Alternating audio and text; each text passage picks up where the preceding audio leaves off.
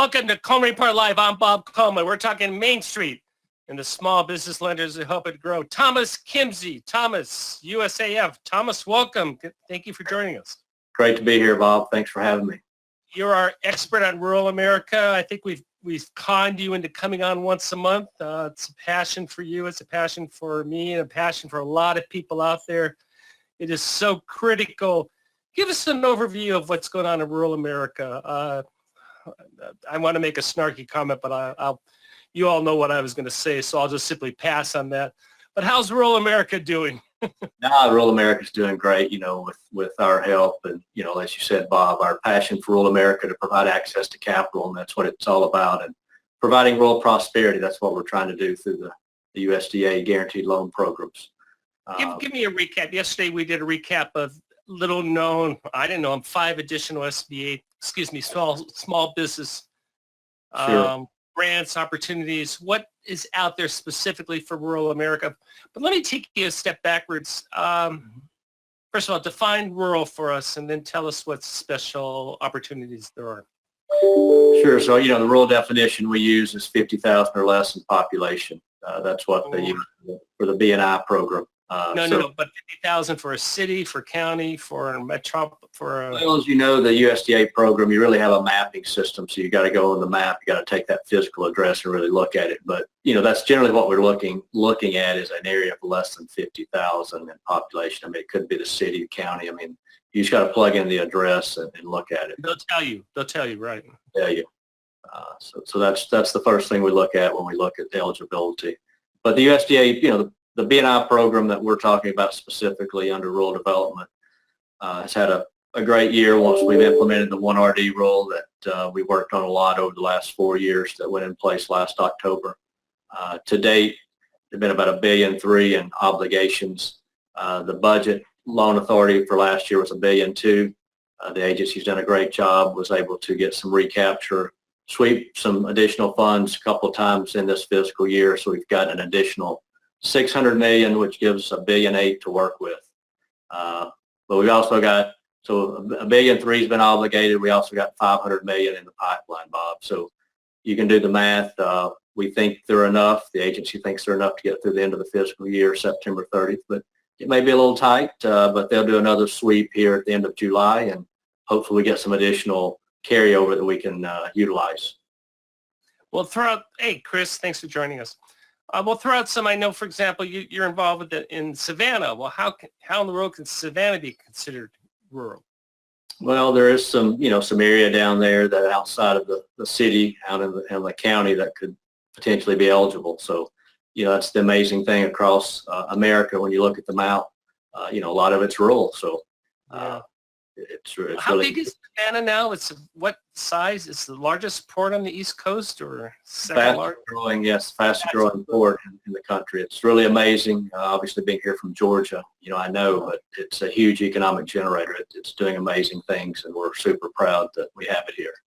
Yeah, and what's interesting also is I know you've done some warehousing down there, where you're warehousing food and stuff, Sure. and that rural, even though it's at the port. So.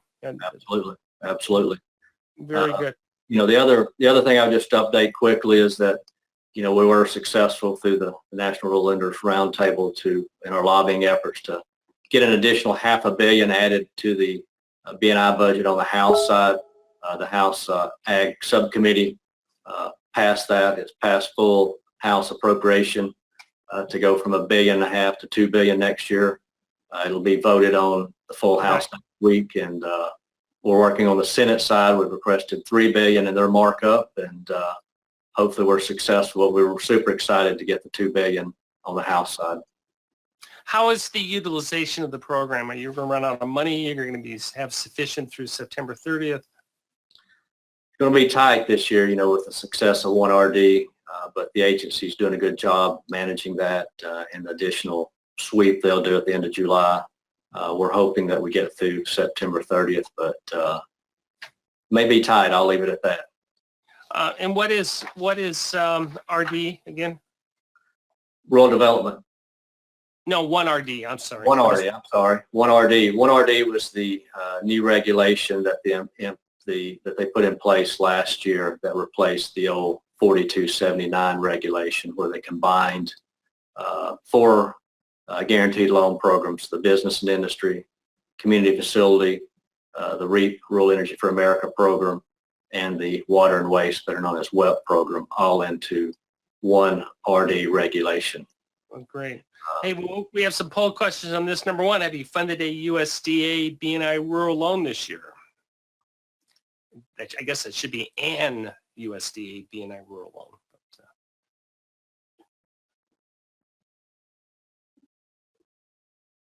there you go, one fourth. Well, that's, yeah, sort of what I would expect. Good. And for those who answered no, look into your local state. It is more complicated than SBA lending. Chris, have you done any rural lending utilizing the program through Fountainhead? You're on mute, Chris. I said no, we haven't. We're not an approved lender to do USDA loans yet. So as a non-bank lender, there's some extra regulations we have to go through to become approved. 3 years, I think that's. Yeah, we're past that, but there's other stuff that we have to. Yeah, Mr. Patel. Just Mr. Patel, who was non-bank lenders for a while. who was in my backyard apparently. Yeah, although I never met him, but yeah, that wasn't good. Well, last I heard he was in Oklahoma, so we'll see where he ends up. I thought he was in prison at this point, or at least awaiting it. Yeah, Oklahoma. Yeah, for those of you who don't know what I'm talking about, there was a company, was Farmers, was Nick Patel, Farmers, whatever. Farmers Financial, was that right? Something like that? He did a $170 million fraud in USDA, and caused a lot of heartburn and heartache, unfortunately. Yeah. And I think that's been several years. Go ahead, Chris. Yeah, I think it started in the early 2000s, maybe mid 2000s. But yeah, he was busted 4 years ago, something like that. Oh, longer than that. Yeah. I called it the immaculate construction because he had a lot of USDA B&I projects supposedly under construction that didn't even exist. Closed the loans, construction loan. We closed them in one day and sold them to the secondary market the next. Right, and completely changed the documents and all sorts of things. Yeah. Yes. He'll be in jail for a while. I think so. 25 years left. Particularly because he tried to flee the country, which is another piece to this. This is a whole story. So, but if you're watching, you might want to look into this. Well, I don't know who's going to write it first, Chris. Either you or I, but we're going to write about it. Oh, I think I'll stay away from that one. Yeah. Number two, this is for Thomas, but please answer. Which is higher today, USDA B&I loan premiums or secondary market loan premiums? I would think the 7As are. I mean, the B&Is are great. I mean, don't get me wrong, but I know the 7As seem to be off the chart. What are B&I premiums going for these days, Thomas? Again, it's the function of the prepay and the rate, but you're right. Of 110. You can be in the 112. You could be 115. So, I mean, they're really good premiums. Yeah, they're not. They're not what I would say crazy. Like the 7As, but they're very. You can call them crazy. They're very good premiums. Don't get me wrong. They are. I mean, you can see some 115s, 116s, but. Well, I mean, everyone's concerned about that when you have a 90% guarantee and you get 200 basis points selling it and you immediately book a profit without doing anything and you have no exposure. That's what we call a red flag. It doesn't mean you can't do it. It's just that SBA and the regulators and everyone in Congress is going to be taking a good hard look at are we doing what we're supposed to be doing? Sure. Well, I would take issue that it's crazy necessarily. I think it's a function of 20% larger guarantees and the fact that the fees are waived. I think those two things have inflated the premiums on the 7A. Yeah. Well said. I can say crazy. You can't. All right. Thomas and I don't want to quite Yes. editorialize on that. Yeah. Call me. Call Coleman. Don't call Chris. Oh, Bob. Right. How many PPP unforgiven denials have you received?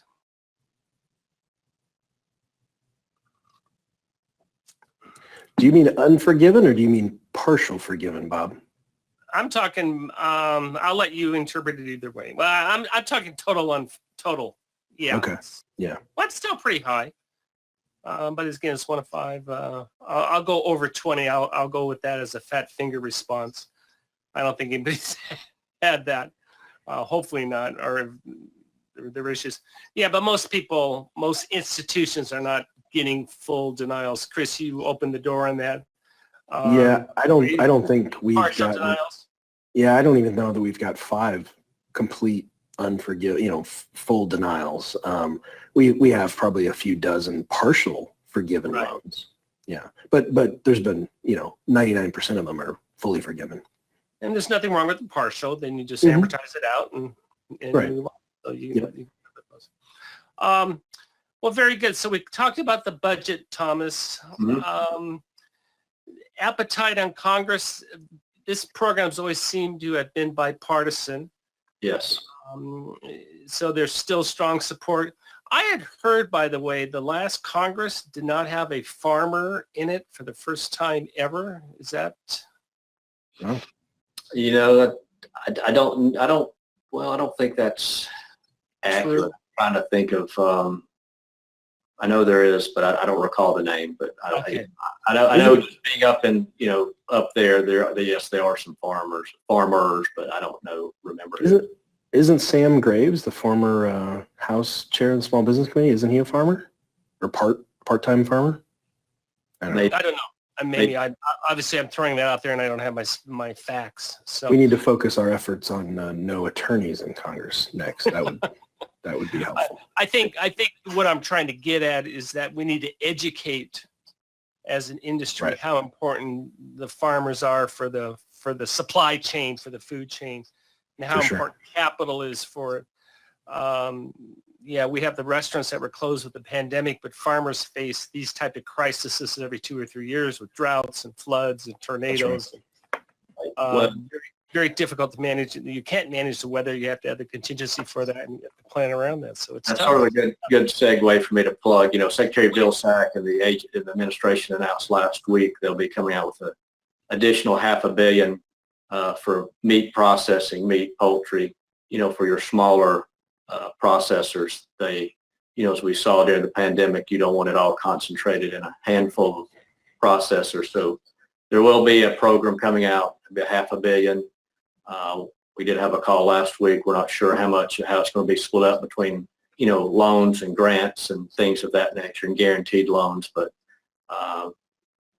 that will be a pot of money that, we look forward to working with our meat and poultry processors to provide additional capital. But number one use of proceeds is still hospitality, Thomas? It's a large part of it, yes. Yeah, that hotel on I-80, and I've always said you have a successful operator who's operating Spring Hill Suites, and they want to go and they're maxed out in SBA and the I-80 rural Nebraska, and bam, there you go, qualified, and could be a nice project. What are you doing these days on construction, Chris? We're being very careful. Go ahead. We're being very careful. Renovations are one thing, but ground-up construction, we're very cautious, as I suspect most lenders are. What about your Thomas? What type of deals are you seeing? Yeah, I would say, echo what Chris is saying. We're certainly seeing, I've seen in the last few months an influx of new construction opportunities, particularly on the hospitality side. So we're, taking a careful approach as well. I think there are some good projects, but I think you have to be very cautious. Very good, very good. There's a new SBA Form 1086. And Joseph, I'm unfamiliar with this. You want to jump in on this, Joseph, and tell us what's happening? Yes, this was announced last week at the Connect call, and I included this in the handouts. It's just they're changing the SBA Form 1086 for the secondary market. It doesn't look like is it major or more cosmetic? I think it I just was gonna makes ask things a Chris, little easier. Yeah, just cosmetic mostly. Shane says Senator Grassley is a farmer, I believe Iowa, Again, Shane, I'm going to remember I said the House.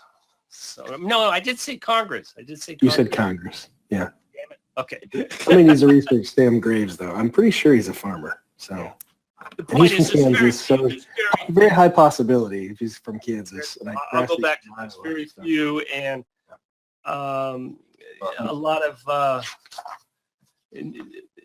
there's so many challenges in rural America, Thomas, with respect to healthcare infrastructure, in just basic internet, and now we're reading the stuff about construction booming all over the place in rural America. People who want to relocate. So there's a lot of challenge, and then the kids are leaving when they graduate and they're not coming back. So there's a lot of challenges in rural America. I think that's what we're trying to do with providing us access to capital in rural America. Part of what we talk about is trying to end out migration, where you want to keep those kids in rural America. And but you got to have good health care once that hospital closes. And that's how many rural hospitals have closed in the last couple of years? Well, probably the last several years, I would say that number's several hundred. Right. 50% of your rural hospitals operate, in the negative. That's something we work on a fair amount through the community facility program as well. I help the rural hospitals, and it's a big need. It's a big need. Oh, absolutely. I mean, that's so there are a lot of challenges for rural America. And I always like when they talk about underserved markets, rural America is one of those buckets that they throw in from time to time. So I think that's very, very important. The activity is up. We had a typo in today's daily. I apologize for that. I think we meant to say programs, I think we said problematic. I think people figured out what we were trying to say.